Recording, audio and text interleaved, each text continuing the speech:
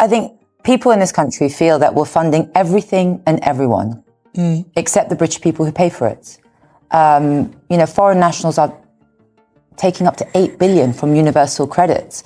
Meanwhile, we're so scared of tax rises, and Reform has issued a plan. Stop giving away billions abroad. We're giving 13 billion in foreign green aid.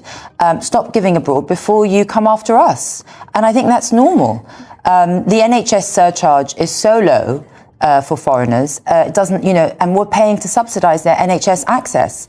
And that's the problem, is that Westminster has abandoned the principle that the British state should serve British citizens first.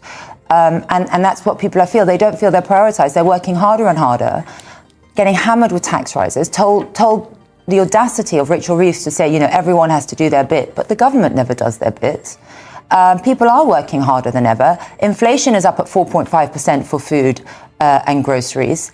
And we're still funding foreigners claiming benefits and sending money abroad. Why, Bill? Well, universal credit numbers for migrants have exploded because of the massive number of migrants that have come in predominantly under the Tory years, and we're trying to get a grip on that. Also, there's not a direct read across from claiming universal credit and being unemployed. Half the people claiming universal credit who are people who are in work, and that's for migrants and it's for British citizens. If we come on to the issue about making payments to failed asylum seekers to leave this country. And this is drawn on the experience in Denmark, which has actually brought asylum claims to a 40-year low. So we should look at what works internationally. And the concept is it costs about £30,000 per migrant to keep them in this country per year.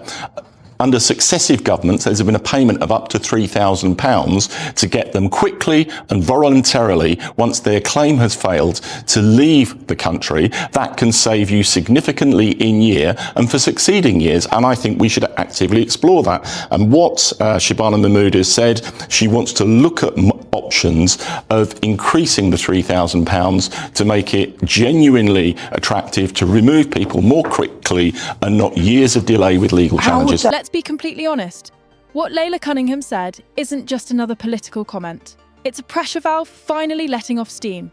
Someone has spoken out loud what millions quietly feel every month when their tax bill arrives, when their NHS appointment is delayed, or when they stand in line behind someone who hasn't contributed but receives everything. Her words hit hard because they reflect a simple truth everyone feels. Britain is funding the world, while ordinary British citizens are left fighting over scraps. For years, Westminster has repeated the same lines. Everyone must do their bit. We face difficult choices to protect the most vulnerable. But who never gets protected? Who is never prioritised? Who never gets a break? The British taxpayer, the worker, the family barely keeping their head above water during the worst cost of living crisis in decades. Laila didn't sugarcoat anything. She said it plainly. Britons are paying for a system that doesn't pay them back. £8 billion in universal credit is going to foreign nationals. £13 billion in green foreign aid. A soft NHS surcharge that barely covers a fraction of what migrants cost the system. Meanwhile, British workers face tax hikes and are told to stop complaining. This isn't about immigration anymore. This is subsidisation. This is national-scale charity. This is a government treating taxpayers like an endless ATM, then calling them selfish for asking questions. And here's the kicker. Every time someone points out these numbers, Westminster acts shocked, outraged, even insulted. But the public's anger is real. People see their shrinking paychecks, rising energy bills, frozen wages, and they ask the same question. Why are we covering everyone else's costs before our own? The response from the government representative in the clip. Predictable, technical excuses. The official response. Talking points about not all on universal credit are unemployed. International models show success. And we've been exploring options for months. Translation, a polished way of saying, calm down, let us keep doing nothing. But Laila's point goes far beyond policy. She's shining a light on a mindset, a political class that is terrified of being called cruel, yet perfectly comfortable being incompetent.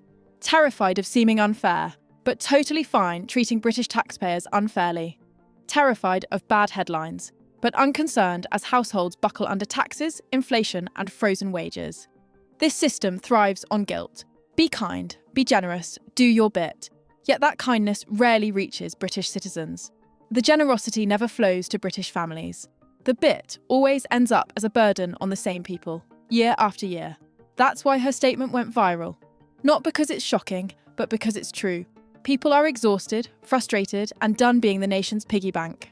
Laila Cunningham voiced exactly what politicians try to avoid: the anger of a working population abandoned by its own government. And that's what this commentary should emphasise. Not numbers, not party politics, but the betrayal, hypocrisy, and shameful reality. The British state has forgotten its most basic duty: to serve its own people.